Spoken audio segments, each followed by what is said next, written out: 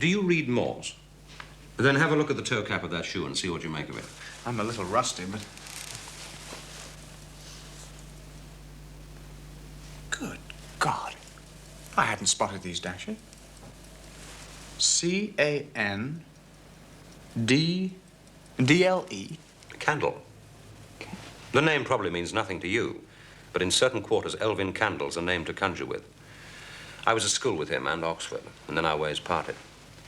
Candle's forte was painting, and if he'd stuck to his last, he'd probably have made the Royal Academy, but he didn't. In short, he turned to forgery. And then just one too many Rembrandts turned up for sale at Christie's. So Candle left England. We knew he was in France, but where, we'd no idea. We? You say we? Or let's just say in certain quarters it was known. Don't ask me what those certain quarters are, except just this, that if I rang them up now and advised the arrest of a leading member of the bar who would leave the Carlton Club at 10:15, 2 men would be there at 9:30. You see, I'm trusted, and so are others. But if you go down, you're on your own. But back to Candle. We lost him until recently. Last year, the Deutschmark fell. You could buy a whole street in Cologne for a tenner. Then suddenly, new pound notes appeared. Candle's talents had turned to paper money. Now, I've as little time for the Hun as the next man, but I place some value on my country's currency, and Candle didn't. And then a month ago, a courier was killed driving outside Chartres with $500,000 in the dicky. Before he died, he spoke of a woman they called Vanity Fair. And we'd heard of her before, during the war. The name Vanity Fair kept cropping up in messages we were intercepting, but we couldn't place her. Vanity Fair's above the law. We do know that. And men have died before firing squads rather than give her away, which suggests her influence is, well, strong. I mean, they had nothing left to lose, and yet they wouldn't speak. And there you have the kind of woman she is. Now, where exactly did you see the car? That's the road to La Cirque des Morts. The Circus of Death. Yes. Aptly named, eh, Richard? Well, he wasn't in the war. Well, not till armistice. Too young, eh? Me and the captain went right through it together. You have some close shaves? Then, and later. We'd better conceal the rolls. Vanity Fair lives somewhere in the neighborhood.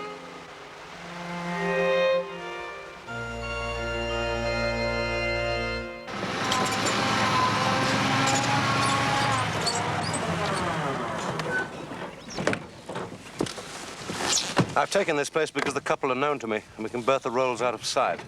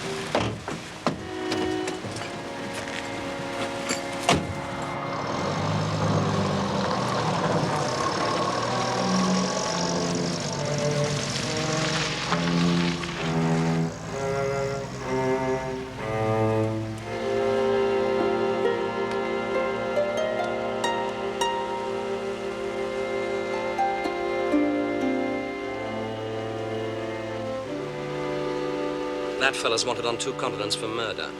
He's known in the New York underworld as the Mark. Just enough to lay a trail which no one else will notice. He'll not seize up unless he goes 100 miles. Fetch the rolls, Carson.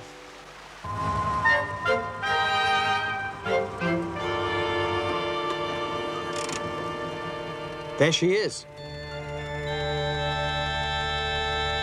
Chateau Jezreel. I'll take my oath as a lookout, and a rolls in the Pyrenees is an uncommon sight. We'll scout round the other side of the castle.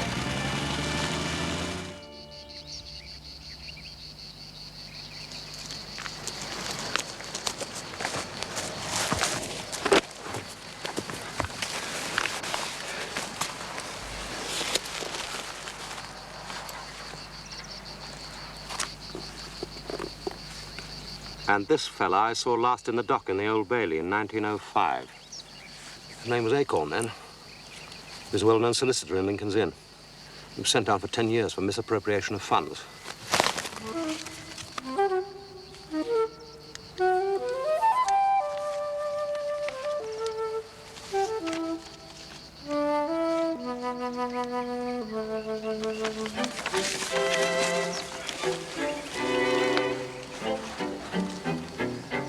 Bearing 42 degrees. Once again, la Cirque Mort.